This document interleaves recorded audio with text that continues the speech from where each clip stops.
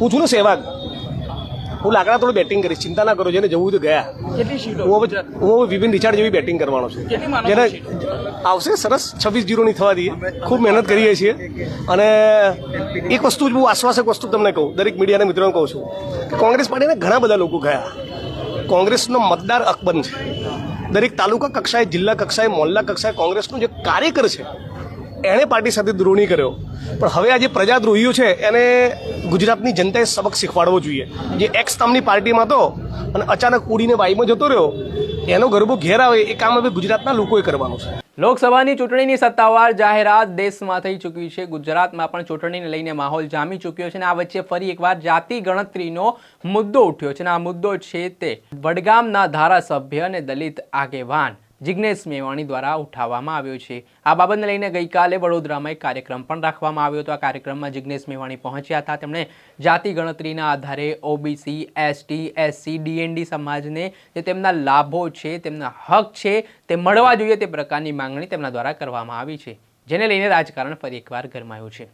શું કહી રહ્યા છે જિગ્નેશ મેવાણીને કોંગ્રેસની આગળની શું રણનીતિ છે તે વિશે વાત કરીશું આ વિડીયોમાં. નમસ્કાર દર્શક મિત્રો, નવજે ન્યૂઝમાં આપનું સ્વાગત છે. હું છું ફૈઝાન. જેવી રીતે થોડાક દિવસ અગાઉ ગુજરાતમાં રાહુલ ગાંધીની ભારત જોડો ન્યાય યાત્રા પસાર થઈ હતી. આ ન્યાય યાત્રામાં જે રીતે કોંગ્રેસે બેરોજગારી, મોંઘવારી હોય, આદિવાસીઓના હક અને અધિકારીઓની વાતોને લઈ આદિવાસી પટ્ટીમાં ખાસ કરીને આ જે યાત્રા કાઢવામાં આવી હતી તેને જ લઈને એવું પણ માનવામાં આવે છે કે આગામી સમયમાં યાત્રા છે તે કોંગ્રેસ માટે એક બેનિફિટ પૂરું પાડશે. આને જ લઈને હવે ફરી એકવાર લોકસભાની ચૂંટણીની જ્યારે સત્તાવાર જાહેરાત થઈ ચૂકી છે તેને લઈને જાતિ ગણતરીનો મુદ્દો ઉઠ્યો છે અને આ મુદ્દો છે તે કોંગ્રેસ દ્વારા ઉઠાવવામાં આવ્યો છે.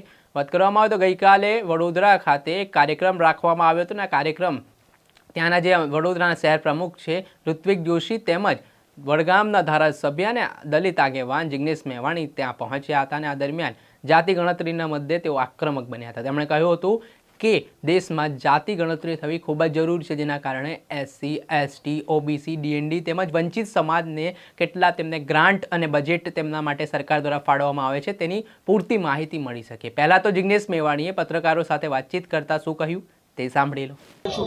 વડોદરા જનસમિતિ દ્વારા જાતિ જનગણના કેમ જરૂરી છે એના મુદ્દે આજે કાર્યક્રમનું આયોજન કરવામાં આવ્યું છે.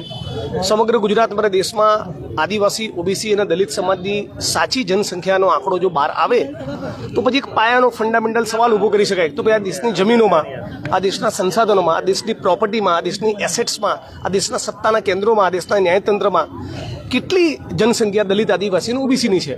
એટલે જે લોકો એ સત્ય છુપાવવા માગે છે, જે લોકોના પેટમાં કંઈક ચોરી છે, જે લોકો આદિવાસી, ઓબીસી, દલિત, ડીએનટી આ વંચિત વર્ગોને ન્યાય આપવા નથી માંગતા, એ લોકો જાતિ જનગણનાથી બચી રહ્યા છે. અમે લોકો ખુલીને કહીએ છીએ જાતિ જનગણના થવી જોઈએ. જેથી ઓબીસી સમાજનો, આદિવાસી સમાજનો, ડીએનટી સમાજનો, દલિત સમાજનો સાચો વાસ્તવિક આંકડો બહાર આવે અને પછી એ પ્રમાણે બજેટમાં એમની ફાળવણી થાય, સંસાધનોમાં એની ફાળવણી થાય. એટલે બંધારણની પ્રસ્તાવનામાં જે સમાજવાદી લોકતંત્રની વાત કરવામાં આવી છે, જે સામાજિક આર્થિક ન્યાયની કલ્પના કરવામાં આવી છે, એને સાકાર કરવું હોય તો જાતિ જનગણના આવશ્યક છે. દિવસે ને દિવસે કોંગ્રેસના પાયાના કાર્યકરો ભાજપમાં જોડાઈ રહ્યા, શું માનવું છો? હું છું ને સહેવાગ, હું લાકડા થોડું બેટિંગ કરીશ, ચિંતા ના કરો. જેને જવું તો ગયા. હું વિપિન રિચાર્ડ જેવી બેટિંગ કરવાનો છું. જેને આવશે સરસ 26-0 ની થવા દઈએ. ખૂબ મહેનત કરીએ છીએ. અને એક વસ્તુ જ બહુ આશ્વાસક વસ્તુ તમને કહું, દરેક મીડિયાના મિત્રોને કહું છું કે કોંગ્રેસ પાર્ટીને ઘણા બધા લોકો ગયા. કોંગ્રેસનો મતદાર અકબંધ છે. દરેક તાલુકા કક્ષાએ, જિલ્લા કક્ષાએ, મોહલ્લા કક્ષાએ કોંગ્રેસનો જે કાર્યકર છે એણે પાર્ટી સાથે દ્રોહી કર્યો. પણ હવે આ જે પ્રજાદ્રોહીઓ છે એને ગુજરાતની જનતાએ સબક શીખવાડવો જોઈએ. જે એક્સ નામની પાર્ટીમાં હતો અને અચાનક ઉડીને વાઈમાં જતો રહ્યો, એનો ગરબો ઘેર આવે એ કામ હવે ગુજરાતના લોકોએ કરવાનું છે. જિગ્નેશભાઈ, કોંગ્રેસ ખાસ કરીને કઈ રણનીતિ? બેરોજગારીનો સવાલ છે, મોંઘવારીનો સવાલ છે, જાતિ જનગણનાનો સવાલ છે. છેલ્લા 10 વર્ષની અંદર મહિલાઓ પર, આદિવાસીઓ પર, દલિતો પર, વંચિતો પર જે ઉત્પીડન, અત્યાચાર થાય, આ તમામ મુદ્દાઓને સાંકળીને ભારત જોડો યાત્રાને જે સમર્થન મળ્યું એ જ મુદ્દામાં અમે લોકો આગળ વધીશું. 30 લાખ જેટલા સરકારી પદોની ભરતીની રાહુલજીએ વાત કરી. 5,000 કરોડનું બજેટ સ્ટાર્ટઅપના મિત્રોને મળે, બહેનોને ન્યાય મળે, શ્રમિકોનો ન્યાય મળે, ખેડૂતોને ન્યાય મળે, મિનિમમ સપોર્ટ પ્રાઇસ સુનિશ્ચિત કરતો કાયદો બને. આ બધા મુદ્દા લઈને 24ની ચૂંટણી લડીશું.